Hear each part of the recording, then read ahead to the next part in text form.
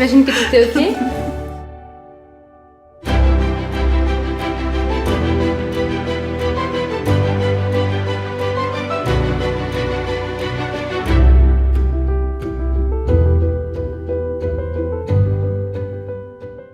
Bonsoir à toutes et à tous.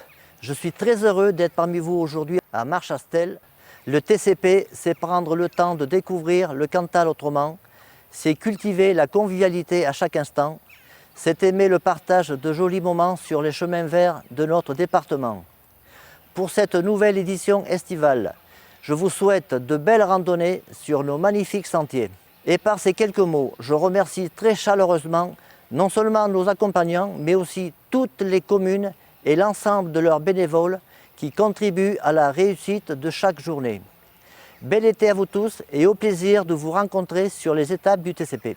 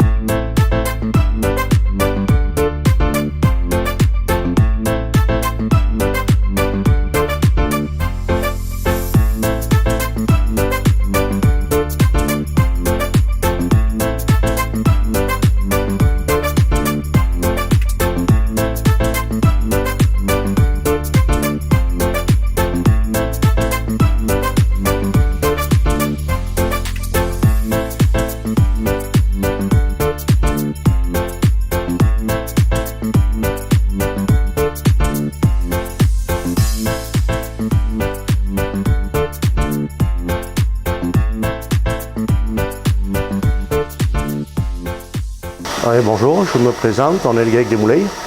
On est 3 associés. On a repris cette exploitation en 2015. Et on a attaqué par faire la traite et après, quand Mathieu s'est installé, on a fait une laiterie pour faire la fabrication du nectar. On transforme matin et soir. Et notre fromage part en blanc tous les jeudis. Il part chez M. Vachely à Condat, qui a essayé affiné à Aubière, chez M. Sauron, à côté de Clermont. Oui, ici on est en zone Saint-Nectaire. On est en limite là, mais on est en zone Saint-Nectaire. Ouais, on a un troupeau d'allétants, de vaches salaires, on a 90 mères, qu'on fait un peu de croisement et un peu de pur, en race salaire quoi, pour avoir du renouvellement. Puis voilà quoi. Ben, on fait du broutard pour l'Italie. Et après on fait des belles salaires qu'on garde pour nous et qu'on revend pour la reproduction en fait, quoi. Oh, ben là on a 45 vaches laitières, en production 28 tonnes on produit de fromage quoi.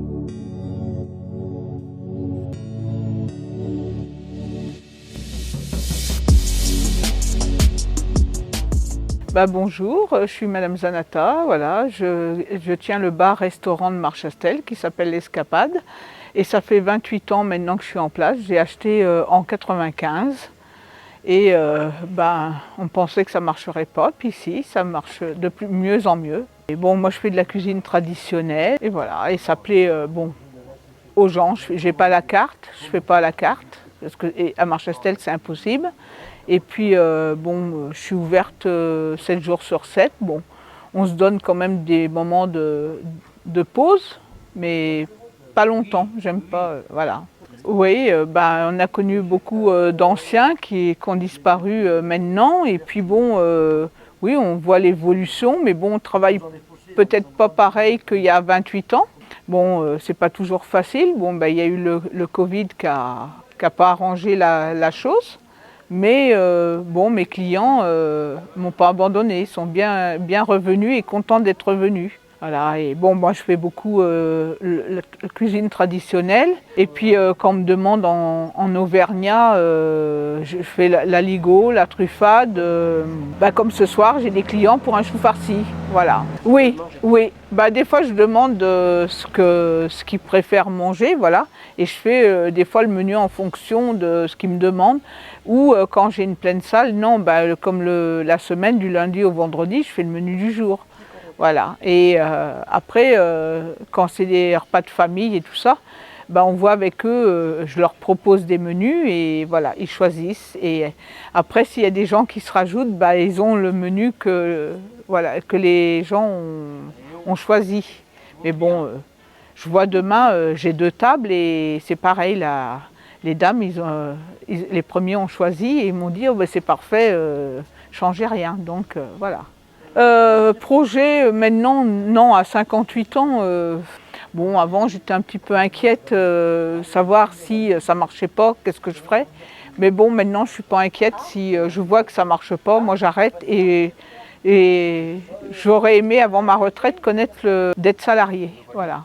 Parce que des fois c'est dur, comme quand on a fait la fête patronale. Bon, j'aime bien mon boulot, mais c'est vrai que quand on travaille de 8h le matin à 1h du matin, pendant 3-4 jours, c'est vrai que ça, au bout d'un moment, ça fait dur parce qu'on n'a que nos jambes et nos bras. Et des fois, c'est un peu stressant, on va dire, quand c'est en grand nombre, voilà.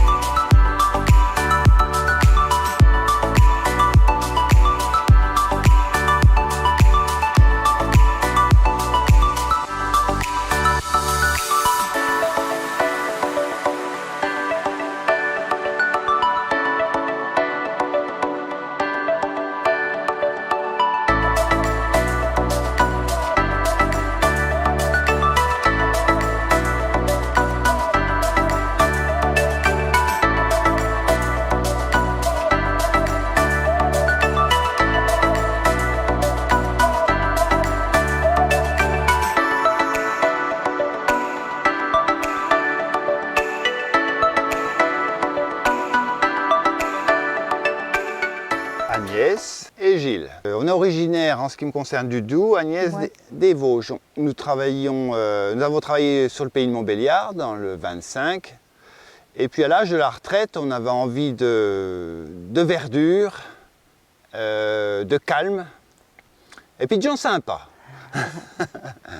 Donc ici, ça cochait les cases. Comme on a eu un petit peu de difficulté à trouver plutôt un terrain à bâtir, on a acheté une ferme qui ressemble à celle-là à côté et qu'on a plutôt démolie parce qu'elle était en très mauvais état pour reconstruire quelque chose, comme je le disais tout à l'heure, une espèce de fantaisie. Mais aussi parce que le Tekakone, en termes d'architecture, en termes techniques, ça présente des inconvénients, mais ça présente aussi un certain nombre d'avantages. Alors, en ce qui concerne l'aérodynamie notamment, à partir d'un bâtiment qui est non pas rond, mais qui s'en rapproche, les flux d'air circulent plus facilement.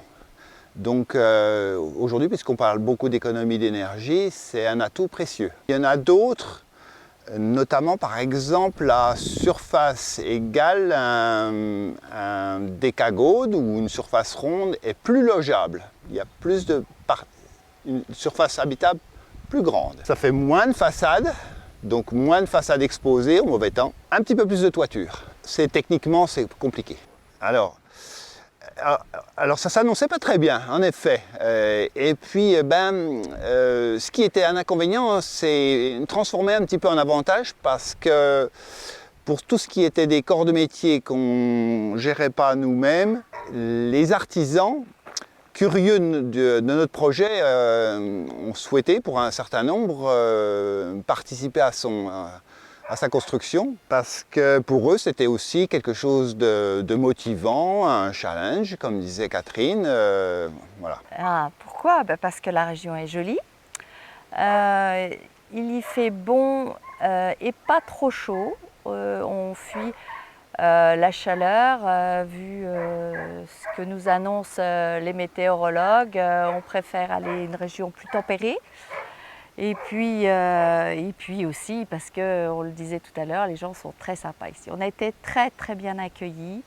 Vraiment, on a cru rêver en arrivant ici. On s'est dit c'est pas possible. On est dans un autre monde. Et vraiment très bien accueillis.